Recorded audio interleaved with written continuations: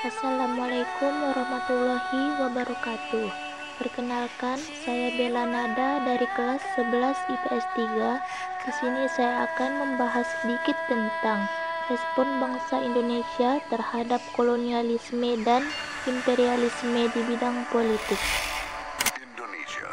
Pada tahun 1901, Ratu Wilhelmina dalam sebuah pidatonya mengumumkan bahwa Belanda memiliki kewajiban moral di wilayah-wilayah jajahannya. Dengan adanya pidato tersebut, maka muncullah kebijakan politik etis dari pemerintah kolonial Belanda di Indonesia. Politik etis ditujukan untuk meningkatkan pelayanan kesehatan, perluasan pendidikan, perluasan fasilitas komunikasi, irigasi, dan infrastruktur lainnya, serta pelaksanaan transmigrasi yang memberikan keuntungan baik bagi perniagaan bangsa Eropa maupun untuk orang Indonesia sendiri. Dengan adanya politik etis, maka dibukalah kesempatan untuk memperoleh pendidikan bagi penduduk pribumi. Akibatnya, muncullah generasi terdidik yang memahami perkembangan dunia dan menjadi tokoh-tokoh pergerakan nasional Indonesia. Penjajahan bangsa Barat dan Jepang di Indonesia adalah contoh nyata kolonialisme dan imperialisme, sebab tujuan penguasaan atas sejumlah wilayah di Nusantara adalah untuk memperluas kekuasaan dan mendapatkan keuntungan ekonomi. Periode panjang penjajahan di sebagian wilayah Indonesia seringkali menyebabkan penderitaan dan kesengsaraan bagi rakyat Indonesia. Munculnya berbagai perlawanan dari para tokoh bangsa Indonesia. Semuanya memunculkan respon perlawanan dari bangsa Indonesia. Akibat adanya rasa-rasa tertekan yang muncul akibat diskriminasi, bangsa Indonesia mulai melakukan beberapa kegiatan sebagai respon terhadap kolonialisme dan imperialisme. Dengan demikian, respon bangsa Indonesia dalam bidang politik adalah menolak dengan tegas yang dibuktikan dengan bersatunya para pemuda berpendidikan dari berbagai latar belakang organisasi.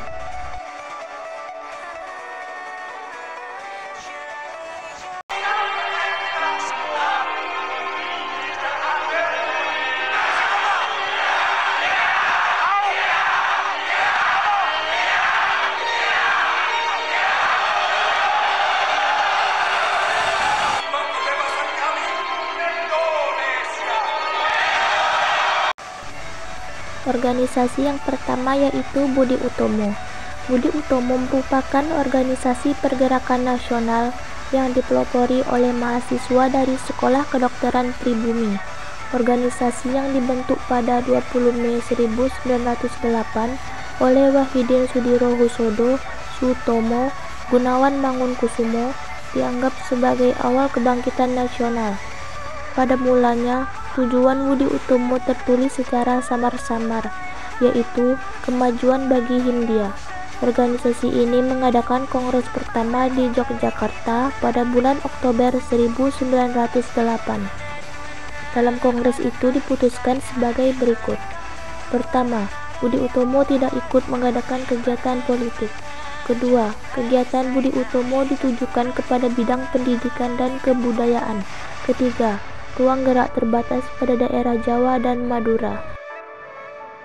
Pusat organisasi ditetapkan di Yogyakarta sampai akhir tahun 1909. Budi Utomo telah mempunyai 40 cabang dengan jumlah anggota kurang lebih 10.000 orang. Pada tahun 1914, saat Perang Dunia I meletus, Budi Utomo yang pamornya sudah menurun mengusulkan perlunya wajib militer bagi penduduk Bumi Putra. Gagasan ini ditolak Belanda. Sebagai gantinya, Parlemen Belanda membentuk Dewan Rakyat pada bulan Desember 1916. Organisasi yang kedua yaitu Perhimpunan Indonesia.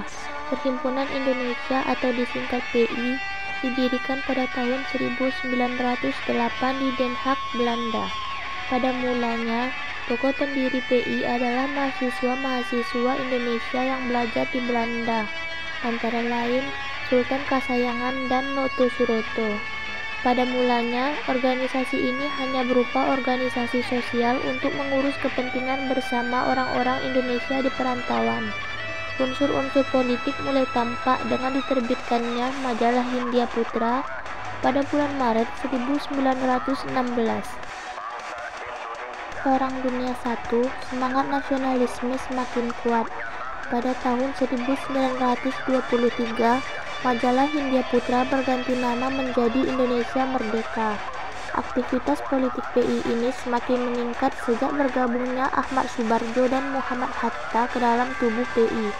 Bahkan kemudian PI menegaskan bahwa tujuan PI adalah Indonesia Merdeka yang akan dicapai melalui aksi bersama dan serentak oleh masyarakat Indonesia. Untuk mendapatkan dukungan internasional, maka PI ikut aktif dalam kegiatan-kegiatan organisasi internasional menentang penjajahan seperti 1. Liga Penentang Imperialisme dan Penindasan Kolonial. 2. Liga Demokrasi Internasional. 3. Kongres Wanita Internasional. Dan keempat, mengadakan hubungan dengan Komunisme Internasional. Organisasi yang ketiga yaitu Serikat Islam. Serikat Islam atau SI pada mulanya bernama Serikat Dagang Islam atau SDI, didirikan pada tahun 1911 oleh Haji Samanhudin, seorang pengusaha batik dari kampung Laweyan, Solo. Organisasi Serikat Dagang Islam didasarkan pada dua hal, yaitu agama Islam dan ekonomi.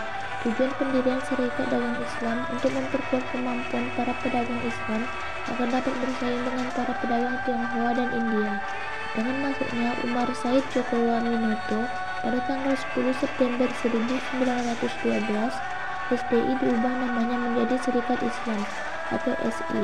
Hal ini dimaksudkan agar ruang gerak organisasi tidak terbatas. Organisasi yang keempat yaitu Indis Partai, yang didirikan pada 25 Desember 1900 di Bandung.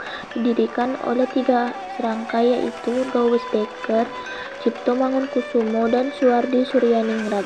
Tujuan didirikannya adalah untuk mempersatukan sebagai persiapan menuju kehidupan bangsa yang merdeka.